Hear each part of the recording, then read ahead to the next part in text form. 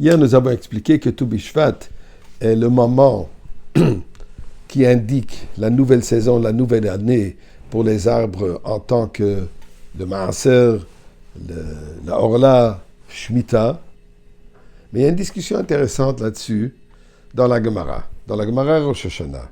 Qu'est-ce qui se passe avec des arbres, comme par exemple le caroubier, qui peuvent commencer à bourgeonner avant Tou Bishvat, mais ne seront récoltés que bien plus tard, bien après Tou Bishvat? Est-ce que leur dîme est par rapport au moment où ça bourgeonne avant Tou Bishvat, ou d'après la récolte qui est bien plus tard? Eh bien, la Gemara Rosh Hashanah, à la page 15, nous dit la chose suivante.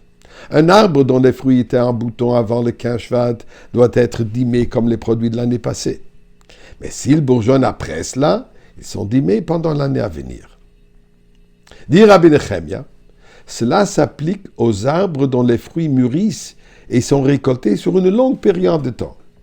Mais dans le cas d'un arbre dont la récolte est récoltée en une seule fois, comme le palmier dattier, l'olivier et les caroubiers, bien que leurs fruits puissent commencer à bourgeonner avant le 15 Shvat, ils sont dîmés avec le produit de l'année à venir. Et la Gemara conclut, la coutume des masses suit les rabbins Nechemia, l'opinion donc de Rabbi Nechemia, en ce qui concerne le caroub. Donc ici nous voyons quelque chose d'intéressant, que la loi n'a pas été décidée basée comme d'habitude d'après l'opinion des rabbins majoritaires, mais d'après la coutume des masses. Donc nous voyons ici que le caroubier représente le pouvoir de coutume. Comme nous savons qu'il y a Minag Israël Torah, Minag Nashimtit Kaniyot devient Halacha, que la coutume acceptée par la communauté a le pouvoir de l'Halacha. Donc vient à Tou Bishvat, où nous consommons différents fruits. Nous voulons mettre aussi l'accent sur l'importance de la coutume juive. Et ceci est manifesté en mangeant le caroub, puisque le caroub, la halakha du caroub a été décidée par la coutume des masses. Mais il y a encore un autre aspect, une relation particulière entre le caroubier et Tou Bishvat. Comme je disais, Tou Bishvat, où nous commémorons et remercions Akadosh Baruch Hu pour tous les produits, pour tout ce qu'il nous donne pour vivre, eh bien la Gemara Ta'anit raconte que Amar Rabbi Yehuda Amarav, Rabbi Yehuda dit au nom de Rav, Bechol Yom Vayom, chaque jour, Bat Kol Yotzet V'Omeret, il y a une voix divine qui émerge et dit, Kol Haolam Kulon Nizon Bishvil Chanina Beni, le monde entier est soutenu par le mérite de mon fils Chanina ben Dosa.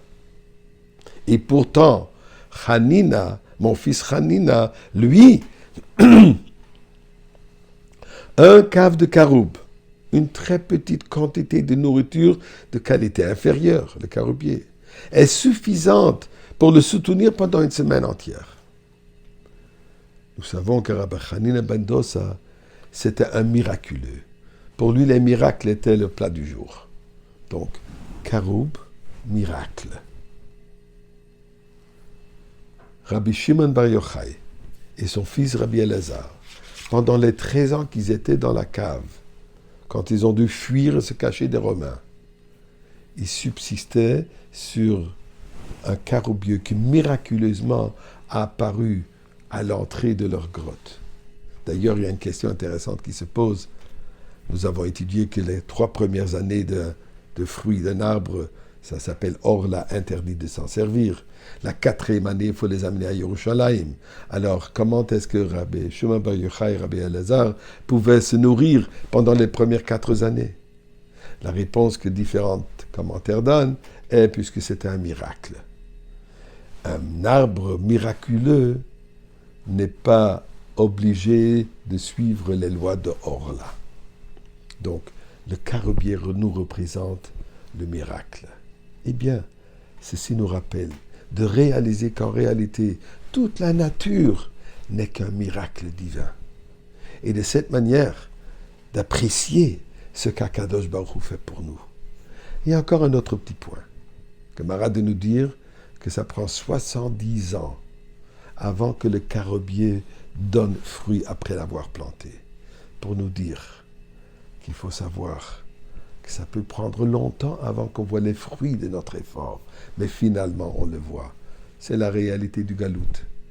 Ça fait 2 millénaires qu'on plante, qu'on sème les mitzvot, qu'on ajoute des mitzvot, mais aujourd'hui finalement nous arrivons, ou nous sommes arrivés, au moment où nous allons récolter les fruits de tout ce labeur, et nous allons tous mériter de fêter ce Tou Bishvat à Yerushalayim avec Mashiach, et nous aurons bénéficié des fruits de tout notre travail, de tout notre labeur durant l'exil. Shana Tova.